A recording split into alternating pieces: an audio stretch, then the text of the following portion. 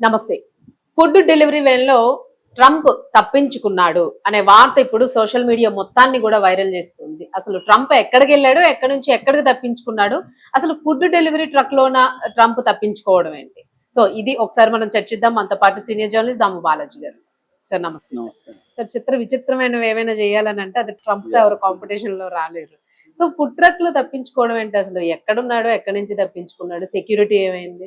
యాక్చువల్‌గా ఇది Washington post రాసిందనమాట ఈ న్యూస్. అందుకని ఇది ప్రపంచవ్యాప్తంగా వైరల్ అవుతుంది. హ్మ్. అంటే ట్రంప్ ఇరాన్‌కి దెబ్బకి భయపడి ఫుడ్ ట్రక్‌లో నుంచి తప్పించుకొని వేరే చిన్న విమానంలో తను మామూలుగా ఎయిర్ ఫోర్స్ 1 అని తనకి సెపరేట్‌గా అమెరికన్ ప్రెసిడెంట్స్‌కి ఉంటదనమాట. అవును.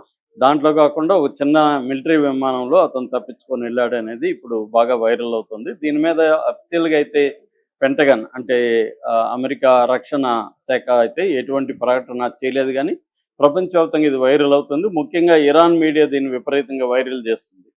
సో, అంటే ఇరాన్‌లో గూడా ఇప్పుడు మొత్తం మిలిటరీ రీషఫులింగ్ జరిగింది. మిలిటరీ నాయకులు కొత్త డిఫెన్స్‌కి సంబంధించిన నాయకుల్ని అపాయింట్ చేశారు. మొత్తం రీషఫుల్ జరిగింది. అంటే ఏదో సంథింగ్ ఈజ్ హ్యాపెనింగ్ అన్న ఫీలింగ్ వచ్చింది. ఈ మధ్యనే పార్లమెంట్‌లో గూడా చర్చ జరిగింది. ట్రంప్‌ని చంపేయాలని డిసైడ్ అయ్యారు. ట్రంప్‌ని చంపితే డబ్బులు గూడా పెంచారు. ఇవన్నీ ఒక పక్క జరుగుతున్నాయి. సో, అందువల్ల ట్రంపు చాలా భయపడుతున్నట్టుగా చెప్తున్నారు. తన ప్రాణాలకి ఎక్కడ ఎవరన్నా అటాక్ చేస్తారని. ఆ మధ్య గూడా ఆయన నా మీద ఏమన్నా అటాక్ జరిగితే నేను ఆటోమేటిక్‌గా కొన్ని ఆహ్, ఆర్డర్స్ పాస్ చేశాను. నా మీద జరగగానే 1000 మిసైల్స్‌తో ఇరాన్ మీద దాడి చేయమని చెప్పాను. 1000 అయిపోతే ఇంకొక 1000 చేయమన్నాను అని కూడా ఆ మధ్య ప్రకటించాడు. కాకపోతే అంత సీన్ లేదని తెలిసింది. అక్కడ ఆల్రెడీ 60% మిసైల్స్ గాని మొత్తం వాళ్ళ ఇవన్నీ కూడా 60% అయిపోయినాయి ఆల్రెడీ. ఇప్పుడు ముఖ్యంగా డిఫెన్స్‌వి బాగా తగ్గిపోయింది. ఎందుకంటే ఒక పక్క ఇజ్రాయెల్‌కి ఇస్తుంది. ఒక పక్క ఉక్రెయిన్‌కి సప్లై చేస్తుంది. ఇంకొక పక్క ఇరాన్‌తో ముందు నుంచి కూడా దాదాపు 10,000కి పైన మిసైల్స్ చేయడం ఇవన్నీ జరిగిసిందే కాబట్టి పైగా ఇరాన్ ఏముంది వాళ్ళు డ్రోన్స్ $20,000 పెడితే ఒక డ్రోన్ వస్తుంది వాళ్ళకి. సో డ్రోన్స్ విపరీతంగా కొన్ని వేల 3,000-4,000 డ్రోన్స్ ఉన్నాయి వాళ్ళ దగ్గర. సో ఈ డ్రోన్స్ని ఎదుర్కోవాలంటే వాళ్ళ డిఫెన్స్ ఇది కావాలి, ప్యాట్రియట్, థాడ్ ఇవన్నీ కావాలి. వాటికి విపరీతమైన మిలియన్స్లో ఖర్చు ఉంటుంది. సో అందుకని ట్రంప్ ఏంటంటే ప్రగల్భాలు పలకడంలో కూడా ట్రంప్ను మించినోడు ఎవడు లేడు. అతను ఏదో ఒకటి రోజు చెప్తానే ఉంటాడు. వెనకాలేమో కాళ్ళు పట్టుకుంటాడు, ముందేమో వచ్చి నేను వాళ్ళని మొత్తం తుడిచిపెట్టేస్తాను అంటున్నాడు. రీసెంట్గా కూడా కంప్లీట్గా ఆర్థిక వ్యవస్థ నాశనం చేస్తాను, లేకపోతే మొత్తం సైన్యంతో దిగి ఇరాన్ నాశనం చేస్తానని ప్రగల్భాలు పలికాడు. కానీ ఇరాన్ దేనికి భయపడట్లేదు. సో ఫిబ్రవరి 28 స్టార్ట్ అయితే ఇప్పటి వరకు ఇరాన్ ఎక్కడా కూడా సరెండర్ అనేది కొద్దిగా కూడా అవ్వలేదు. ట్రంప్కి ఏమో వేడి పెరిగిపోతుంది. ఎందుకంటే నవంబర్లో అక్కడ ఎన్నికలు ఉన్నాయి. సో ఆల్రెడీ నెగిటివిటీ బాగా ట్రంప్కి పెరిగింది. అందుకని ఈ లోపల ఇది ఆగితే కానీ ఆర్థిక వ్యవస్థ గాళ్ళకి పడ్డానికన్నా కనీసం బిగినింగ్ అనేదన్నా మొదలవుతుంది కనీసం. ఎందుకంటే ఇప్పటికిప్పుడు యుద్ధం ఆగిపోయినా కూడా ప్రపంచ ఆర్థిక వ్యవస్థ గాళ్ళకి పడ్డానికి 2-3 ఇయర్స్ పడుతుంది. అంత దెబ్బ తగిలింది. అయినప్పటికీ కనీసం కొద్దిగా బెటర్గా ఉంటుంది. అది జరగట్లేదు, ఇరాన్ ఒప్పుకోవట్లేదు. అందువల్ల ఈ నేపథ్యంలో ఏమైందంటే యాక్చువల్గా జూలైలో నాటో సదస్సు, నార్త్ అట్లాంటిక్ ట్రీటీ ఆర్గనైజేషన్, అందులో తుర్కియో అంటారు దాన్ని, మామూలుగా మనం టర్కీ అంటాము. ఈ మధ్య దాన్ని తుర్కియో అని పిలుస్తున్నారు. ఈ తుర్కియోలో జరిగింది నాటో. దానికి ట్రంప్ అటెండ్ అయ్యాడు. ఈ తుర్కియోకి ఇరాన్కి మధ్య బార్డర్ ఉంటుంది అనమాట. అందుకని తుర్కియో అనేది సేఫ్ కాదనేది ఒక భయం ఉంది. మామూలుగా అయితే ట్రంప్ ఎయిర్ ఫోర్స్ 1 విమానంలో ట్రావెల్ చేస్తాడు. అయితే ఈ మధ్య ఏమైందంటే ఖతార్ ఎయిర్ ఫోర్స్ 1 విమానాన్ని పోలిన విమానం ఇంకా బెటర్గా సెక్యూరిటీ ఫీచర్స్ పెట్టి ఖతార్ ఒక గిఫ్ట్ ఇచ్చింది. సో దాన్ని ట్రంప్ యూజ్ చేస్తున్నాడు.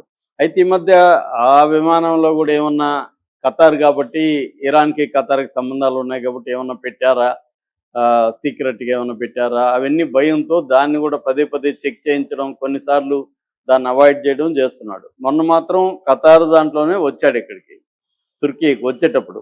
అయితే పోయేటప్పుడు మరి ఏమన్నా వాళ్ళకి ఇన్ఫర్మేషన్ వచ్చిందా ఏంటో, మనం వాళ్ళ సినిమాలు చూస్తుంటే కూడా ఊరికనే భయపడిపోవడం, ఊరికనే హడావిడి చేయడం కనపడతా ఉంటుంది. వాళ్ళ సెక్యూరిటీ వ్యవహారం చూస్తే మనకు చాలా కామెడీగా ఉంటుంది. ఎందుకు వీళ్ళకి ఇంత భయం ఉంది అదొక టైప్ యాక్షన్ కనబడుతుంది. ఓవర్ యాక్షన్ చేస్తూ ఉంటారు, అవును. ప్రతిదీ ఓవర్ యాక్షన్ చేస్తుంటారు. సో అలాగా వీళ్ళు ఏం చేశారంటే మామూలుగా ట్రంప్ వచ్చినప్పుడు ట్రంప్తో పాటు జర్నలిస్టులు ఒక బ్యాచ్ అంతా వస్తారు కదా, అందరితో కలిసి కెమెరాలు ఎదురుగా ఏమో ఎయిర్ ఫోర్స్ 1లోనే ఎక్కాడు. ఎక్కిన తర్వాత అక్కడ నుంచి సీక్రెట్ గా మామూలుగా క్యాటరింగ్ కి వెహికల్ వస్తుంది కదా, సీక్రెట్ గా క్యాటరింగ్ వెహికల్కి వెళ్ళిపోయి ఎవరికి తెలియకుండా, జర్నలిస్టులకు కూడా తెలియకుండా క్యాటరింగ్ వెహికల్కి వెళ్ళిపోయి పక్కనే ఒక చిన్న మిలిటరీ విమానం ఉంది, AF-C-32A అంటారు, దాంట్లోకి ఆ క్యాటరింగ్ దీంట్లోకి ఎక్కి వెళ్ళిపోయాడు. అంటే ఎవరికి తెలియదు, అందరికి తెలిసినదేమో ఈ విమానంలో ఎక్కాడు, పెద్ద విమానం ఖతార్ ఇచ్చిందాన్ని. ఎవరికి తెలియకుండా సీక్రెట్ గా క్యాటరింగ్ వచ్చిన వ్యాన్ లోకి దూరేసి వెళ్ళిపోయాడు. మామూలుగానే అంత చండాలంగా ఉంటది అసలు. అదే మామూలు కంపు అవన్నీ ఉంటాయి కదా క్యాటరింగ్ అంటే. సో దాంట్లో దూరి వెళ్ళిపోవాల్సి వచ్చింది. అంటే అంత భయపడుతున్నాడని ఎవరికి తెలియకుండా దాంట్లో వెళ్ళిపోయి అక్కడ నుంచి 10:20కి రాఫ్ మెల్డైన్ హాల్ అని బ్రిటన్కి వెళ్ళాడు. అక్కడ నుంచి మళ్ళీ వెళ్ళారు అనమాట. అంటే తుర్కియో మీద నమ్మకం లేదు, తుర్కియోకి ఇరాన్కి మధ్య బార్డర్ ఉంది కాబట్టి వీళ్ళు ఏమన్నా అక్కడ తుర్కియోలో వచ్చి ఏమన్నా అటాక్ చేస్తారేమో అన్న ఒక భయంతోనే అది చేశాడు. ఎందుకంటే ట్రంప్ చాలా మందిని ఇరాన్ నాయకుల్ని చంపించాడు, ఎప్పటి నుంచో చంపిస్తూనే ఉన్నాడు ట్రంప్.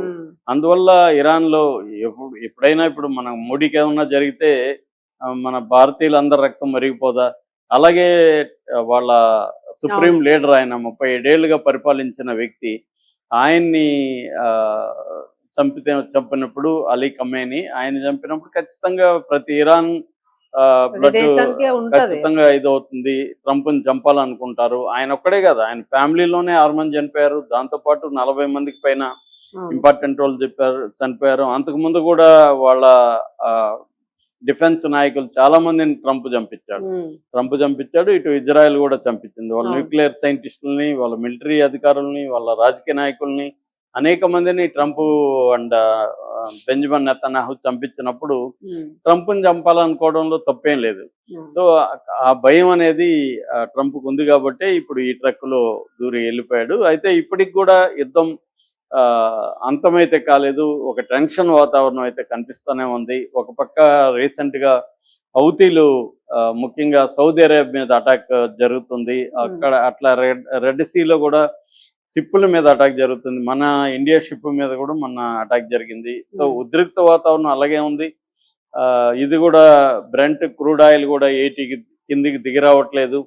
సో ఓవరాల్ గా ఇదే పరిస్థితి కంటిన్యూ అవుతుంది. పైకేమో ట్రంప్ బెదిరిస్తున్నాడు, మరో పక్క చర్చలు జరుగుతున్నాయి అంటున్నాడు, కానీ ఇరాన్ మాత్రం చర్చలు జరగట్లేదని చెప్తుంది. ఇరాన్ మళ్ళీ ఒక లాంగ్ టర్మ్ యుద్ధానికి రెడీ అవుతున్నట్టుగానే మనకి రీసెంట్ డెవలప్మెంట్స్ కనిపిస్తూ ఉన్నాయి. Right, thank you.